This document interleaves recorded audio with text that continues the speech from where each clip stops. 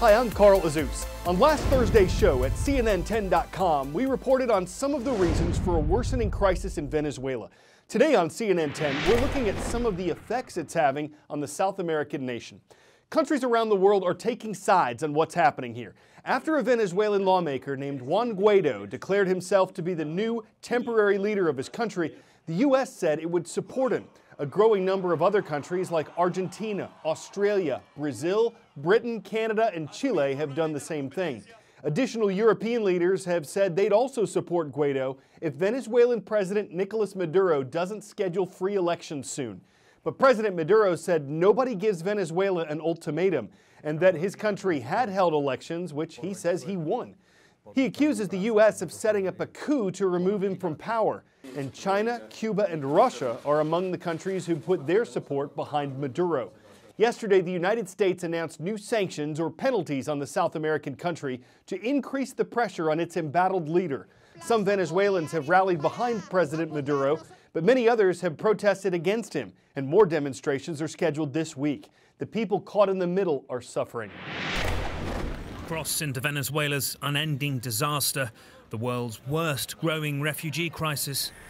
And it's like the world, as you know it, is slowly ending.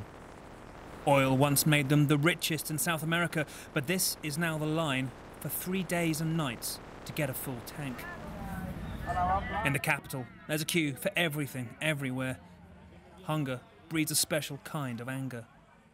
This is how hyperinflation works. These groceries cost $50 now, but because of what's happening with the local currency, they'll be worth double at least by next month. People paying tomorrow's prices today. There's no queuing for the youngest, living off what, even here, nobody wants. This isn't play, it's practice for self-defense. My brother got killed in July by another gang, says 14-year-old Usmaria. They found the body in the river. We gather stuff, we beg, a piece of chicken skin to take home. In the socialist utopia that now leaves nearly every stomach empty. This was the day when change was meant to come. Hundreds of thousands flooding central Caracas, watching opposition leader Juan Guaido swear himself in as interim president. But it fast turned sour. They've had this standoff outside the military airfield here for months. But this is the first time with an opposition leader claiming the presidency. All eyes were on the army and whether it too would rise up. This is the important question really in the standoff. It's about the military's vote. They may be throwing stones at them here, but what they really need is the army to switch sides. That didn't happen. And the police tear gas and motorcycle charges sent us fleeing down side streets. Yes, I know. Some likely wounded, although dozens reported dead during the day. It was up here, in the normally loyal slums, where the fight was nastiest. Special forces entered these streets. They've been coming back to make arrests all during the afternoon, when we're invited to meet Carolina's extended family, where Maduro's base has long lived. State handouts bought their loyalty for years.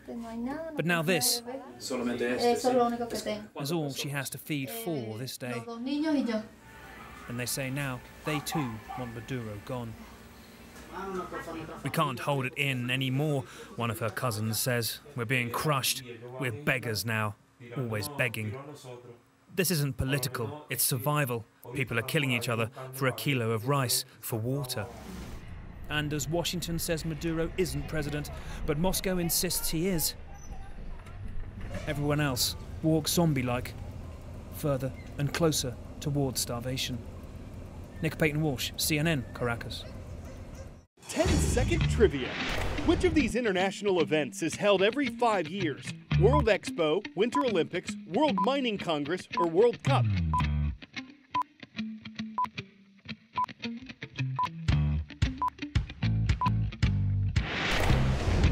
Also known as the World's Fair, the World Expo is held every 5 years and it lasts for months.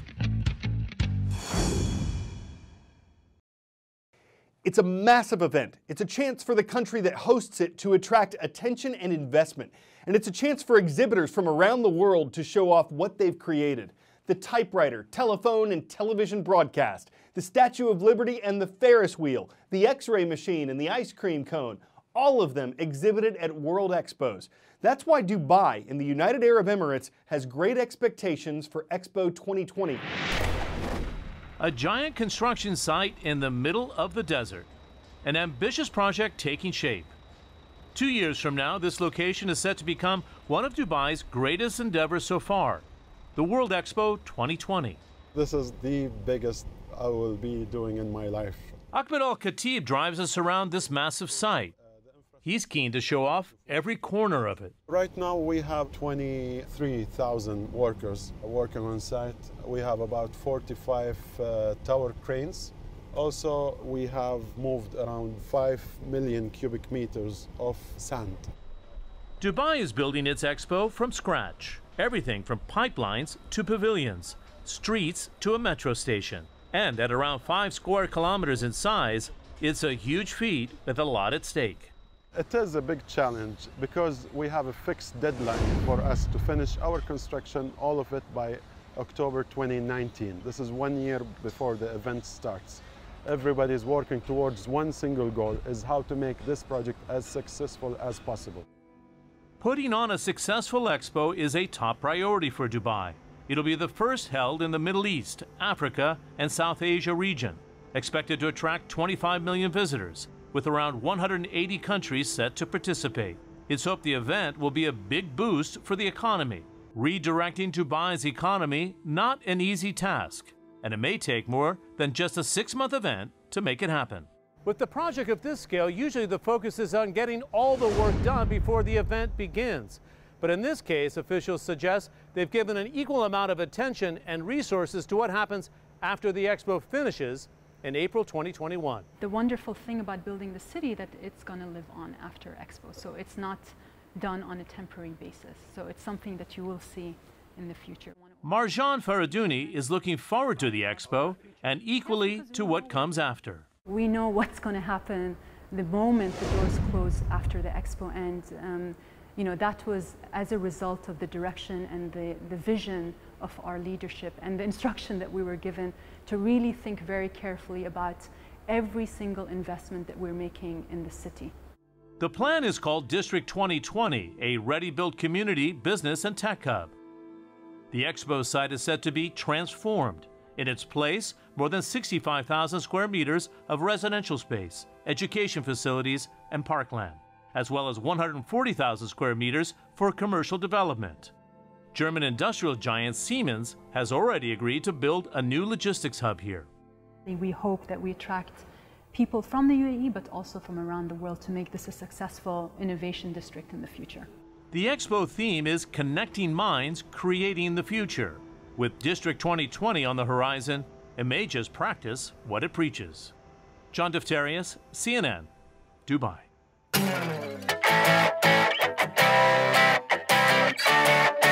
A sheep recently wandered into a neighborhood in South Carolina, so a policeman came to corral the mammal before animal control got there. Seems they had a lot to talk about. Come on, come on, come on. I'm taking you to greener pastures. I don't know what you want to eat, man. Look at this clover right here. Clover is a very calming thing. Have you ever had clover honey? Clover tea? This is not how I pictured my Tuesday going at all. But thanks to the dashboard camera, it went pretty well for the rest of us. Guess the animal was just trying to cop a snack, and maybe the policeman was so patient because he has a bleating heart. Officers are used to pursuing suspects on the lam, but this one was woolly unusual. It required a sheerly careful approach that was right on the mutton. I'm Carl Azus, keeping things sheep shape on CNN 10.